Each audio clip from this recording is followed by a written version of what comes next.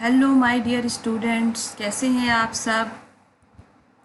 आज हम लोग बहुत दिनों के बाद, काफ़ी लंबे गैप के बाद अपनी क्लास जो है कंटिन्यू करने जा रहे हैं।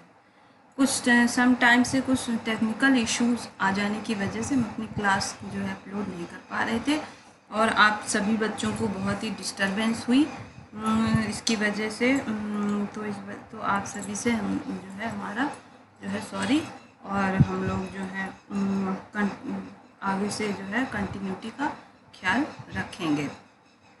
और जो भी हमारी जो बीच में डिस्टरबेंस आई, इसके लिए हम दिल से आपको जो है सॉरी बोलते हैं। ठीक है, ओके स्टूडेंट्स। तो आज हम अपनी क्लास जो है फाइनेंशियल अकाउंट की क्लास कंटिन्यू करेंगे, जिसमें हमें लेज़र टॉपिक पढ़ना है। इससे पहले हम लोगों ने काफ़ी क्लासेस जो है अपलोड की हैं, जर्नल के बारे में, इनके डेबिट क्रेडिट के रूल्स के बारे में, और हमने जो बताया था उसमें सम स्पेशल एक्सपेंसेस हैं। ठीक है, यूज़ कैसे हम करेंगे रूल्स को, डेबिट क्रेडिट के रूल्स को, और जो है हमारे अकाउंटिंग प्रिंसिपल्स हैं, बेसिक टर्म्स है, ये सारी क्लासेस हमने पहले से ही हमारे चैनल पे अपलोड हैं और सभी के लिए अवेलेबल हैं। ठीक है, तो जो भी बच्चे हम अकाउंट्स को अच्छी तरीके से सीखना चाहते हैं, तो ये वाली हमारी इस क्लास को देखने से पहले आपको ये इससे पहले की सारी क्लासेस को अच्छे से देख के समझ लेना बहुत ही ज़रूरी है, क्योंकि बिना उसको समझे आप आगे जो है आगे की क्लासेस को आप इसको लेज़र को समझना जो है आपके लिए पॉसिबल नहीं होगा। ठीक है, तो आपसे हमारी रिक्वेस्ट है कि जो भी बच्चे हमारे साथ कंटिन्यूटी से जुड़े हुए हैं, वो पहले से जो हमारी क्लासेस अपलोडेड हैं लेक्चर्स, उनको सुन लें।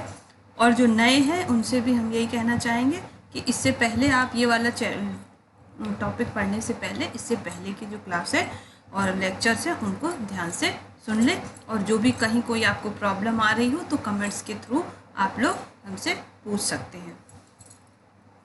ओके स्टूडेंट्स, तो हम अपना क्लास जो है हम अपना टॉपिक लेज़र कंटिन्यू करते हैं। ठीक है,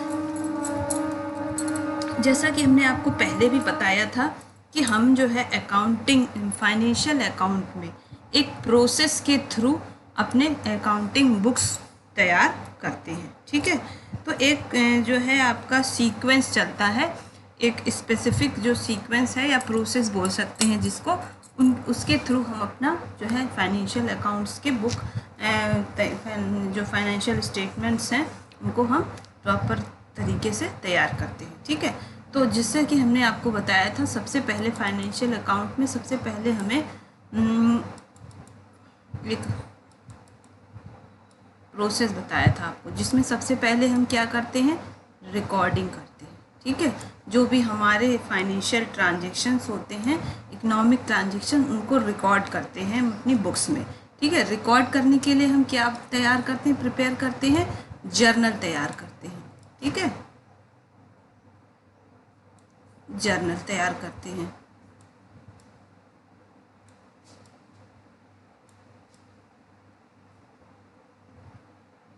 ओके स्टूडेंट्स, रिकॉर्डिंग के बाद हमारा क्या, इसके बाद का स्टेप आता है हमारा क्लासिफिकेशन। ठीक है, क्लासिफिकेशन हम लेज़र के थ्रू करते हैं। ठीक है, लेज़र के थ्रू हम क्लासिफिकेशन करते हैं। तो आज हम इसी लेज़र के बारे में पढ़ना है और सीखना है, इसी पे हम आज डिस्कशन करेंगे। ठीक है, क्लासिफिकेशन के बाद हम समरी बनाते हैं। ओके, समरी में हम किसके थ्रू तैयार करते हैं, हमारा जो है क्या ट्रायल बैलेंस, समरी के में हम ट्रायल बैलेंस और फाइनेंशियल स्टेटमेंट्स तैयार करते हैं। ठीक है, फाइनेंशियल स्टेटमेंट्स जिसमें कि आपका प्रॉफिट एंड लॉस अकाउंट और बैलेंस शीट आपका कंसीडर होता है। ठीक है, तो सबसे पहले हमने जर्नल के बारे में पढ़ा। ठीक है, जर्नल में हम क्या करते हैं, सारे ट्रांजैक्शंस जो होते हैं, जो हमारे इकोनॉमिक ट्रांजैक्शंस, उनको हम क्रोनोलॉजिकल ऑर्डर में एक जगह एक बुक बनाते हैं। एक स्पेसिफिक प्रोफार्मा है जिसके बारे में हमने आपको इसके जब जर्नल चैप्टर पढ़ाया था तो उसमें बताया है।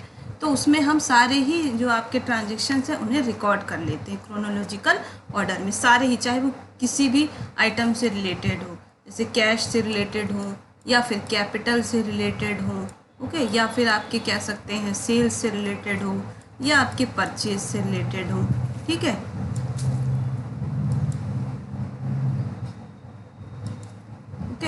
अब क्या करना है हमें, जर्नल में तो हमने सारे ही जितने भी ट्रांजेक्शन्स आए, चाहे वो पर्सनल अकाउंट से रिलेटेड हो, आपके रियल अकाउंट से रिलेटेड हो, नॉमिनल अकाउंट से रिलेटेड हो, और सारे ही हमने date wise dates chronological order में हमने क्या कर लिया, रिकॉर्ड कर लिया। वहाँ हमें ये नहीं देखना है कि हमारा ये सेल्स है तो हमें इसे अलग जगह रिकॉर्ड करना है, परचेजिंग है तो अलग कहीं रिकॉर्ड करना है, ठीक है, या हमने कोई पेमेंट की है तो उसे हमें अलग रिकॉर्ड करना है, कैश रिसीव की है तो अलग, ठीक है। यहाँ पे हमने सारे ट्रांजेक्शन्स को एक साथ, ठीक है, एज ए बंच, आप कह सकते हैं एक बंच तैयार कर लेते हैं हम ट्रांजेक्शन्स का, ठीक है। अब इसके बाद क्या करना होता है, लेज़र में आते हैं हम, ठीक है। जब हमने ये ट्रांजेक्शन्स का बंच हमारे पास है पूरा, तब इससे क्या करना है, इनको हमें क्या करना होता है, क्लासीफाई करना होता है, ठीक है। क्लासीफाई करना होता है अलग अलग अकाउंट्स में, और उन अलग अलग अकाउंट्स में उन अकाउंट से रिलेटेड ट्रांजेक्शन्स को ही हम कंसीडर करते हैं। जैसे ये सारे हमारे पास ट्रांजेक्शन्स तैयार हो गए, प्रिपेयर हो गए, अब हमने अलग अलग अकाउंट्स खोल लें इसमें, जैसे कैश खोल लिया हमने, ठीक है, कैपिटल अकाउंट होगा, ठीक है, फिर सेल्स होगा और परचेज होगा, ठीक है। ये एग्जांपल्स हमने कुछ अकाउंट्स के लिए हैं। तो ये सारे ही अकाउंट्स जो हम खोलेंगे, कैपिटल है तो जो जर्नल में हमारे कैपिटल से रिलेटेड जितने भी ट्रांजेक्शन हैं उनको हम सबको उठा के कहाँ ले आएंगे, लेज़र के कैपिटल अकाउंट में, ठीक है। इसी तरह से कैश से रिलेटेड जितने भी हमारे ट्रांजेक्शन्स होंगे, एंट्रीज होंगी, उसको हम ट्रांसफ़र करके ले आएंगे कैश अकाउंट में, लेज़र के कैश अकाउंट में, ठीक है। सेल्स से रिलेटेड जितनी होंगी उतनी भी हम सारी सेल्स से रिलेटेड यहाँ ले आएंगे, परचेज से रिलेटेड परचेज अकाउंट में, ठीक है। तो कहने का मतलब ये है कि हम क्या करते हैं, जर्नल में एक जगह सारी हम एंट्रीज को लिख लेते हैं, नोट कर लेते हैं, और लेज़र में आके उनको क्लासीफाई करते हैं अकॉर्डिंग टू ट्रांजेक्शन्स, उनको उनके रिलेटेड अकाउंट में हम ट्रांसफ़र करते हैं, ठीक है। फॉर एग्जांपल मान लीजिए जैसे कि एक ग्राउंड है, वहाँ पे हमने अपने इंस्टीट्यूट्स के सारे बच्चों को कलेक्ट कर लिया, सबसे कह दिया कि आप ग्राउंड में आ जाओ, या हमने सबको बुला लिया, देखे कि हमारे इंस्टीट्यूट्स में टोटल कितने स्टूडेंट्स हैं, इस चीज़ को देखने के लिए हमने सभी को बुला लिया, ठीक है। बहुत सारे बच्चे हैं यहाँ पे, ठीक है, बहुत सारे, सब कलेक्ट हो गए, ठीक है। तो यहाँ हमें ये नहीं देखना था कि बच्चे कौन से किस क्लास से हैं, कौन से सब्जेक्ट से हैं, है ना। यहाँ पे हमें ये देखना था, टोटल नंबर्स पता करने थे, ठीक है। यहाँ हमने सभी को बैठा दिया, ठीक है। तो इसी तरह से हम जर्नल है, ये क्या है, जर्नल का, जर्नल में हम क्या करते हैं, सारे ट्रांजेक्शन्स हम नोट कर लेते हैं, तब हम वहाँ ये नहीं देखते कि सेल्स से रिलेटेड है, परचेज से रिलेटेड है, कैश से रिलेटेड है, या कैपिटल से, ठीक है। अब इसके बाद अब इतने बच्चे हैं, हमें पता हो गया इतने हैं स्टूडेंट्स हमारे पास, लेकिन अब हमें क्या करना है, इनको डिवाइडेशन करना है अकॉर्डिंग टू क्लास, ठीक है। हमें कैसे पता चलेगा इसमें कौन सी क्लास के बच्चे कितने हैं, ठीक है, 9th के कितने हैं, 10th के कितने हैं, 12th के कितने हैं, 11th के कितने हैं, या 6, 7, 8 के कितने बच्चे हैं। तो इसके लिए हमने क्या क्या अलग अलग रूम्स हमने क्या कर लिए, बना लिए, ठीक है। रूम्स हमने जो है एक तरह से आपने प्रिपेयर कर लिए, ठीक है, जैसे ABCD इस तरह से हमने सारे रूम्स जो है तैयार कर लिए, और सभी बच्चों से कह दिया अकॉर्डिंग टू क्लास आप अलग अलग रूम्स में आप जाके बैठ जाइए। जैसे A में कह दिया हमने 6 क्लास के बच्चे बैठ जाएं, B में 7 क्लास के, C में 8 क्लास के बच्चे बैठ जाएं, और D में 9 क्लास के बच्चे बैठ जाएं, ठीक है, और E में हमने बैठा दिया 10th क्लास के बच्चों को। इस तरह से हमने डिवाइड कर दिया, ठीक है। तो अब हमें 6 क्लास के बच्चों से बात करनी होगी या कोई अनाउंसमेंट्स करनी होगी, तो हम सीधे जाएंगे रूम A में और उन्हें बता देंगे, ठीक है। इसी तरह से हमें 7th क्लास के बच्चों को कुछ बताना होगा तो गए रूम B में और सब कुछ बता दिया। 12th क्लास के बच्चों को बता दिया तो रूम G में जाएंगे हम। इस तरह से अगर 9th के बच्चों को बताना है तो D में गए, तो हमने उनको अनाउंसमेंट्स कर दी, उनसे रिलेटेड जो भी इंफॉर्मेशन थी उनको दे दी। तो हमें यहाँ पे पता था ना कि 6 क्लास के बच्चे A रूम में मिलेंगे, और 7th क्लास के बच्चे B रूम में मिलेंगे, और 8th क्लास के बच्चे में C में मिलेंगे, और 9th क्लास के बच्चे D में मिलेंगे, ठीक है। तो यही वर्क हमारा लेज़र का भी है।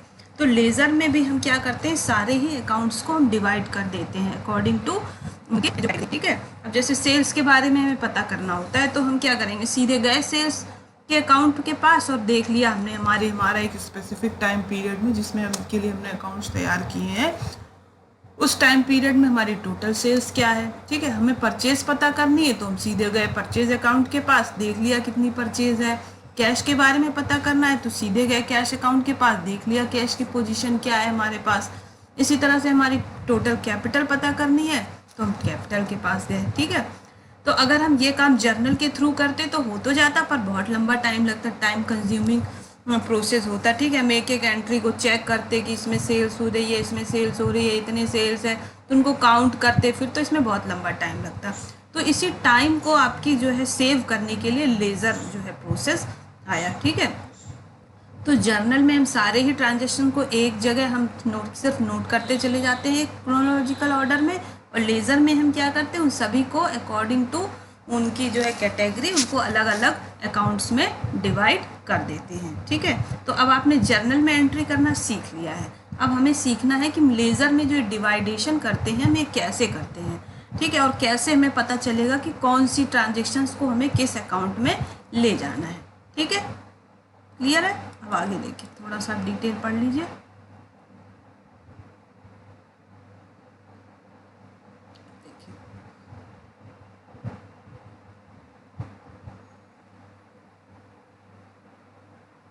ये देखिए लेज़र क्या है, लेज़र आपकी जो है प्रिंसिपल बुक है, ठीक है।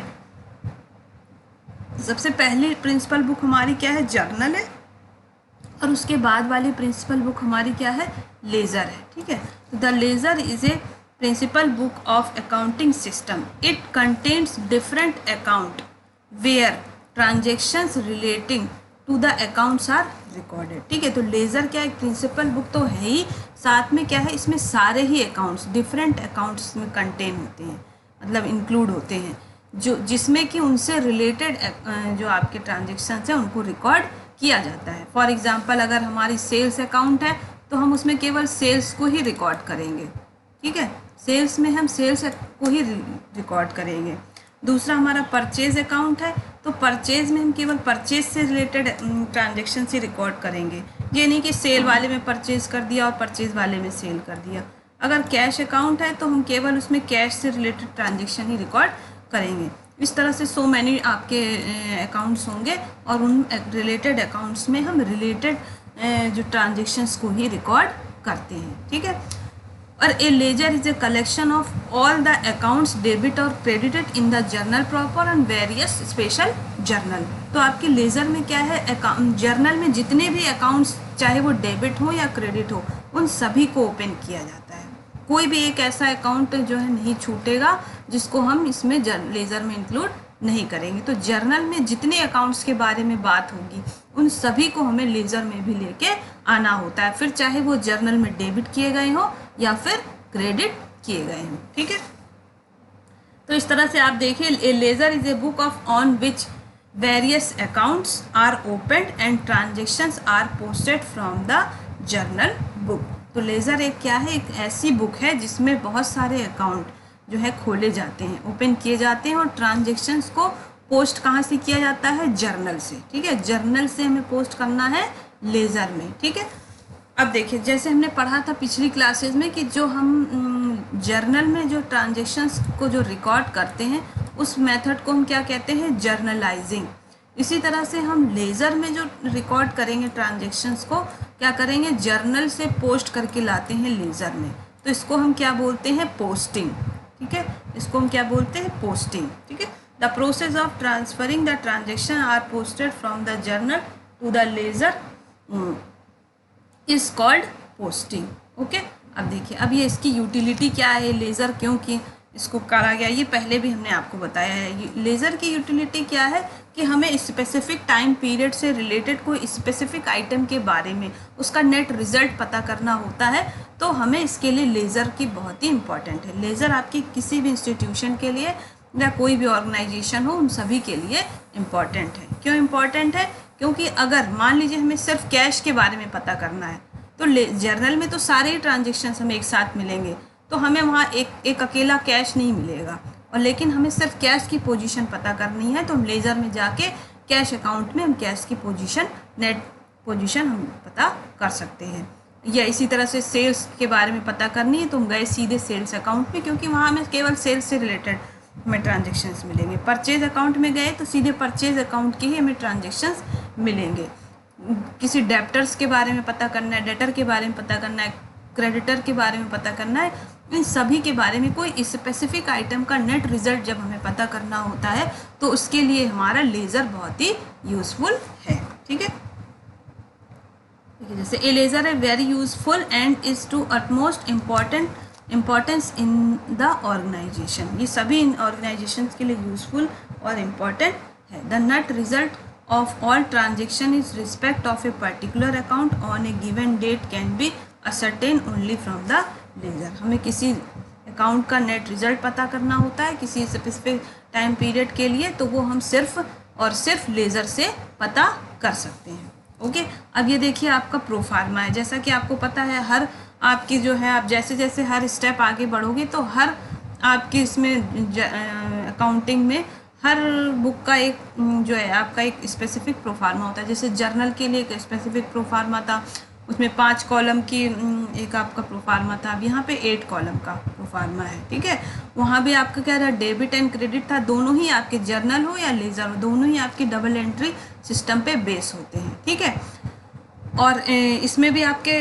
2 साइड होंगे, एक डेबिट दूसरा क्रेडिट। तो 4 कॉलम जो है आपके डेबिट के होंगे और 4 कॉलम क्रेडिट के होंगे। ठीक है, ये देखिए ये आपका यहाँ तक डेबिट का कॉलम है और ये आपका क्रेडिट हो गया। ठीक है, 4 कॉलम इसके हो गए, डेट, पर्टिकुलर, जेएफ, अमाउंट। ठीक है, ये कॉलम्स आपके डेबिट साइड के हो गए, डेट, पर्टिकुलर, जेएफ और अमाउंट। ये आपके क्रेडिट साइड के कॉलम्स हो गए। ठीक है, तो अब आपको देखिए यहाँ पे आप एक टर्म देख रहे हैं जेएफ। ठीक है, ये आपका जेएफ। अब ये जेएफ क्या होती है, जिस तरह से आपने जर्नल में पढ़ा था एलएफ, तो एलएफ का फुल फॉर्म क्या था, लेज़र फोलियो। यानी लेज़र फोलियो मतलब लेज़र जिस पेज पे हमारे उस जो भी आपका स्पेसिफिक आप देख रहे हो ट्रांजैक्शन, उसका लेज़र कहाँ बनाया है हमने, तो उसका पेज नंबर वहाँ पे, फोलियो नंबर हम वहाँ पे नोट करते हैं। इसी तरह से लेज़र में जेएफ का मतलब होता है जर्नल फोलियो। जर्नल फोलियो में हम जर्नल, जैसे यहाँ पे कोई हमने ट्रांजैक्शन एंट्री नोट की है, ठीक है, तो ये एंट्री हमारे जर्नल में किस फोलियो नंबर पे है, किस पेज नंबर पे है, ये यहाँ पे हम वो पेज नंबर नोट करते हैं। मान लीजिए 62 नंबर पे है तो 62 कर दिया, 12 पे है तो 12 कर दिया। इस तरह से ये चीज़ हम यहाँ पे करते हैं। तो ये जो है आपकी बड़ी बड़ी कंपनीज और इंस्टीट्यूशन में जब आप जाओगे काम करोगे एज ए अकाउंटेंट या एज ए सीए या ऑडिटर, तो आपको ये काम आती हैं। ठीक है, तो आप देखोगे वहाँ आपको मिलेंगे। ठीक है, जब भी अभी तो आप केवल सीख रहे हो उस चीज़ को, तो ये भी आपके क्वेश्चंस में आपको नहीं नोट करना है इसको। ठीक है, ये जब आप आगे जब आप बहुत अच्छे अकाउंटेंट बन जाओगे, ऑडिटर के रूप में आप किसी फर्म में, कंपनी में, इंस्टीट्यूशन में जाओगे चेक करने अकाउंट्स को, तो आप वहाँ पे देखोगे ये इनका यूज़, जर्नल फोलियो और लेज़र फोलियो। ठीक है, तो ये आपका प्रोफार्मा हो गया। अब हमने ये प्रोफार्मा तो देख लिया, अब हमें इसमें कैसे एंट्री करनी है, ट्रांजैक्शंस को रिकॉर्ड कैसे करना है, अभी हमको आपको बताएंगे। अब क्या हमें डिफरेंस देखना है, जर्नल और लेज़र में डिफरेंस क्या है। ठीक है, डिफरेंस ये है कि सबसे पहले तो जर्नल क्या है, बेस है हमारी, लेज़र का क्या है, बेस है। जर्नल हमारी फर्स्ट बुक है, जर्नल है कोई भी हमारे अकाउंट्स में फर्स्ट एंट्री बुक कौन सी है, जर्नल, और लेज़र क्या है, सेकेंड एंट्री बुक है। मेन डिफरेंस ये है हमारा। ठीक है, दूसरा डिफरेंस हमारा क्या हो गया कि जर्नल से जो भी इंफॉर्मेशन मिलती है उसी के आधार पे हम लेज़र तैयार करते हैं। तो जर्नल क्या है, लेज़र के लिए बेस है। ठीक है, और जर्नल आपका सोर्स पॉइंट भी है लेज़र के लिए, क्योंकि आप जर्नल नहीं होगी, जर्नल में रिकॉर्डिंग नहीं होगी तो आप लेज़र भी नहीं तैयार कर सकते हो। ये मेन आपका डिफरेंस इसमें है, और दोनों ही डबल एंट्री सिस्टम पे के अकॉर्डिंग तैयार किए जाते हैं। ठीक है, देखिए the journal and the ledger are the most important books of the double entry mechanism of accounting and are indispensable for an accounting system. Following points of comparison are worth noting. First हमने बताया ही आपको, the journal is a book of first entry book है, ये original entry book है। ठीक है, the ledger is क्या है, बुक सेकेंड एंट्री बुक है। पहले जर्नल में हम ट्रांजेक्शन रिकॉर्ड करते हैं, फिर लेज़र में करते हैं। दूसरा लेज़र जर्नल में हम क्या है, क्रोनोलॉजिकल रिकॉर्ड करते हैं, डेट वाइज रिकॉर्ड करते हैं। जैसे 1 2 3 4 डेट हम वाइज हम जनवरी फरवरी मार्च इस टाइप से करेंगे। लेकिन आपकी लेज़र क्या है, एनालिटिकल रिकॉर्ड है, इसमें हम कोई डेट वाइज हम नहीं करते हैं। डेट हम नोट तो ज़रूर करते हैं, लेकिन ऐसा नहीं कि जो हम फर्स्ट पहली तारीख वाली एंट्री है तो उसी को पहले करेंगे, या दूसरी तारीख वाली पहले है तो उसे तो आप अकॉर्डिंग टू ट्रांजेक्शन्स की जो कैटेगरी होती है उसमें हम एनालाइज करते हैं कि कौन सी सेल्स से रिलेटेड है तो उसे सेल्स में ले जाएंगे, कैश से रिलेटेड है कैश में ले गए, परचेज से रिलेटेड है तो परचेज। ये हमें एनालाइज करना होता है कि कौन सा ट्रांजेक्शन कौन से अकाउंट से रिलेटेड है। ठीक है। Journal as a book of source entry, यहाँ से हमें जर्नल से सोर्स एंट्री है, ये सोर्स है एंट्रीज का। ठीक है। और इम्पॉर्टेंस लीगल एविडेंस है। ठीक है। लेजर से ज़्यादा इम्पॉर्टेंट हमारा एविडेंस क्या है? जर्नल, क्योंकि जर्नल में हम फर्स्ट टाइम ट्रांजेक्शन्स करते हैं और वो हमारी सोर्स होती है आगे के जितने भी प्रोसेस हम करेंगे, है ना। जर्नल हमारा बेस होता है लेज़र का, फिर हम लेज़र से बनाएंगे ट्रायल बैलेंस, ट्रायल बैलेंस से हम बनाते हैं फाइनल अकाउंट्स। तो जब हम जर्नल ही नहीं रिकॉर्ड करेंगे तो हम आगे की प्रोसेसिंग को नहीं आगे बढ़ा सकते, प्रॉब्लम होगी। तो इसलिए जर्नल को हम क्या मानते हैं? सोर्स एंट्री भी मानते हैं और ये एक लीगल बहुत ही इम्पॉर्टेंट लीगल एविडेंस के रूप में वर्क करता है। फॉर एग्जांपल आपके किसी कस्टमर ने केस कर दिया आपके ऊपर कि जो है इन्होंने हमारा जो है पेमेंट नहीं दिया है। ठीक है। आपने कहीं से सप्लायर से गुड्स आपने क्रेडिट किया था, क्रेडिट परचेज किया था और आपने पेमेंट भी कर दी, लेकिन उन्होंने फिर भी आप पर केस फाइल किया है कि इन्होंने पेमेंट हमें नहीं की है। तो जब आपने पेमेंट की होगी तब आप ज़रूर जर्नल एंट्रीज करोगे, लिखोगे उस डेट पे, तो वो आपके लिए बहुत बड़ा एविडेंस हो जाएगा कि ये हमने, और उसकी आप रिसिप्ट भी रखोगे। तो ऐसा नहीं जर्नल एंट्री में जर्नल हमने किसी भी ऐसे ही लिख दिया बिना आधार के लिखते चले गए तो वो मान हो जाएगी। तो हर एंट्री का हम क्या वाउचिंग होती है, वाउचर होता है, कैश मेमो होता है। तो उसके लिए हमें ये हमें क्या रखना होता है? रिकॉर्ड। ये सारी चीज़ें जो बड़े बड़े फर्म्स हैं, कंपनीज़ हैं जो अपना बिजनेस कर रहे हैं, वो इन्हें मेंटेन करके रखते हैं। ठीक है। ओके स्टूडेंट्स, अब आगे हम जो है देखते हैं लेजर क्या है। ये तो आपने बता ही दिया। हाँ कि प्रोसेस क्या है? Recording. The process of recording in the journal is called journalising. ठीक है। जर्नल में रिकॉर्ड करने के प्रोसेस को हम क्या कहते हैं? Journalising. The process of recording in the ledger is known as posting. Journal में जर्नलाइजिंग, लेजर में पोस्टिंग। ये आपके शॉर्ट क्वेश्चंस में कभी कभी आपके जो है ऑब्जेक्टिव में ये पूछ लिए जाते हैं। और जो लोग अभी जैसे आप कोई बच्चे आगे जाके कंपटीशन की भी तैयारी करोगे तो ये छोटे छोटे पॉइंट्स वहाँ पे पूछे जाते हैं। ठीक है। अब देखिए ये हमारा प्रोसेस है, रिकॉर्डिंग, क्लासिफिकेशन एंड समराइजिंग। ठीक है। ये हमारा हो गया क्या है, लेज़र होता क्या है और इसका प्रोफार्मा। अब हमें इसमें कैसे एंट्री को रिकॉर्ड कैसे करते हैं ये देखना है। ठीक है। तो आप अब देखोगे एक एग्जाम्पल भी हमने यहाँ लिया है। ठीक है। ये हम आपको नेक्स्ट वीडियो में कंटिन्यू करेंगे, इसी का पार्ट 2 लेके आएंगे, क्योंकि फिर ज़्यादा लंबे वीडियोस हो जाते हैं तो बच्चे बोरियत महसूस करते हैं। ठीक है। आप सिर्फ आज सीखो। जैसे आप देखो ये क्वेश्चन दिया है, यहाँ पे लिया है। ठीक है। हमने इसमें हमने जर्नल बनाया। ठीक है। तो सबसे पहले हमें ये देखना होता है जर्नल में जितने भी अकाउंट्स के बारे में हमने चर्चा, जितने भी अकाउंट्स खोले गए हैं, ये जितने भी अकाउंट्स हमने जर्नल में खोले हैं, इन सभी को हम क्या करते हैं? लेज़र में भी ओपन करेंगे। ठीक है। तो जितने अकाउंट्स के बारे में आज चर्चा हो रही वो सारे ही अकाउंट्स खोले जाते हैं। सबसे पहली बार कैश अकाउंट है, यहाँ पे देखिए कैश अकाउंट है तो इसे भी ओपन करेंगे। कैपिटल अकाउंट है तो इसे भी ओपन करेंगे। फिर आगे आपका बैंक अकाउंट आ रहा है, इसे भी हमें लेज़र में लेके जाना है।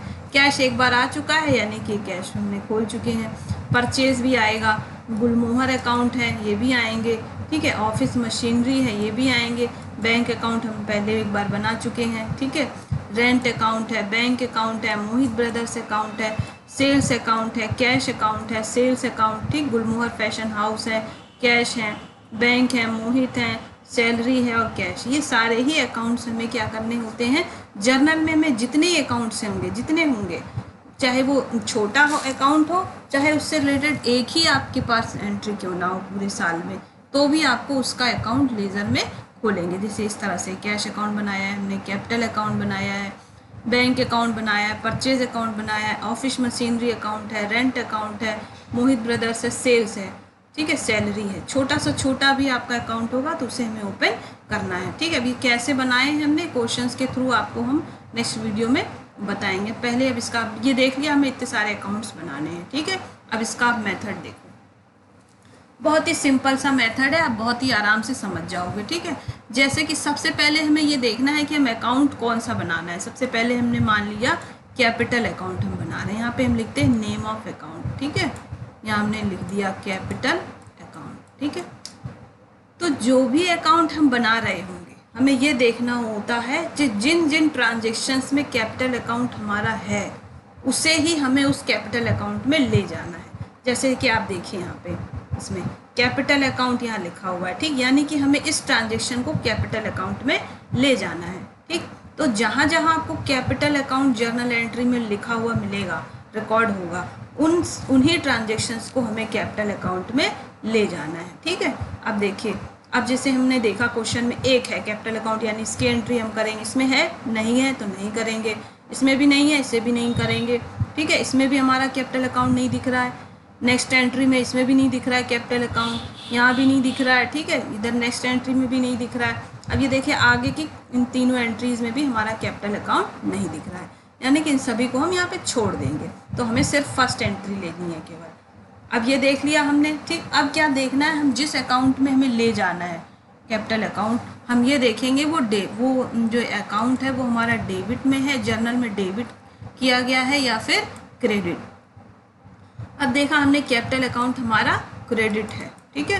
तो जो अकाउंट हमारा अगर जिस साइड में होगा तो उसी साइड में हम एंट्री करते हैं, ठीक है। ये क्रेडिट है तो हम कैपिटल अकाउंट के क्रेडिट साइड में यहाँ पे ट्रांजैक्शन लिखेंगे और डिटेल में क्या लिखेंगे, अपोजिट साइड वाले अकाउंट का नाम। अब आप देखो अपोजिट साइड यानी कि कैपिटल हमारा क्रेडिट था तो डेबिट साइड वाला अकाउंट क्या है, कैश, ठीक है।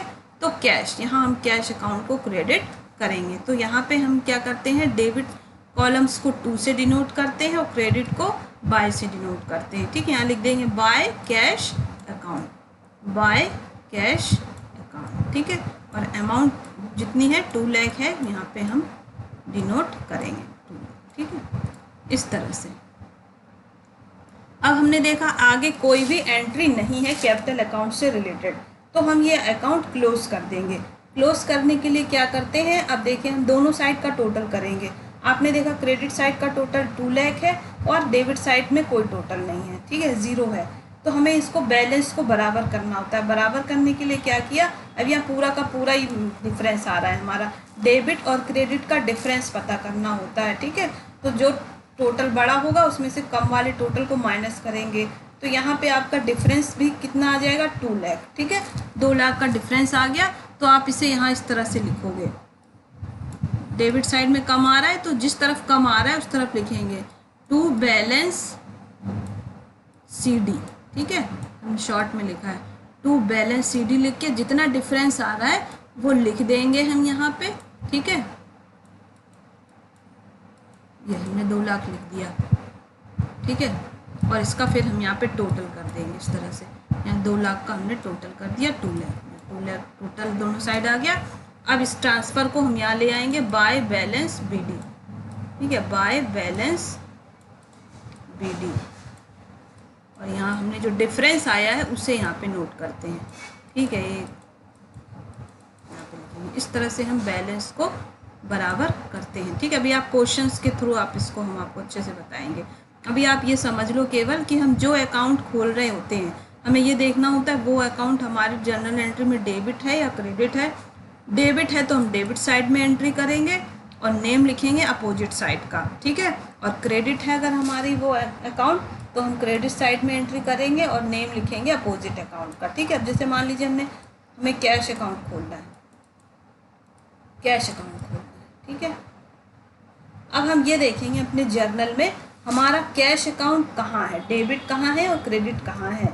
देखिए अब ये हम क्वेश्चन देखते हैं, यहाँ पे देखिए कैश अकाउंट हमारा डेबिट है तो ये हम एंट्री लेंगे, ठीक है। पहले हमें ये देखना है कौन कौन सी है, देखिए जहाँ जहाँ कैश अकाउंट हमें मिलेगा वही एंट्री हम ट्रांजेक्शन को हम पोस्ट करेंगे लेज़र में। यहाँ है कैश, फिर यहाँ भी है कैश, यहाँ कैश नहीं है हम इसे छोड़ देंगे, ठीक है। नेक्स्ट हमने देखा यहाँ पे कैश नहीं है इसे छोड़ देंगे, यहाँ पे भी हमारा कैश है नहीं इसे छोड़ देंगे, इस एंट्री में भी हमारा कैश नहीं है छोड़ देंगे। अब देखिए फिर यहाँ है हमारा कैश तो इसे हम लेंगे, कंसीडर करेंगे कैश अकाउंट में।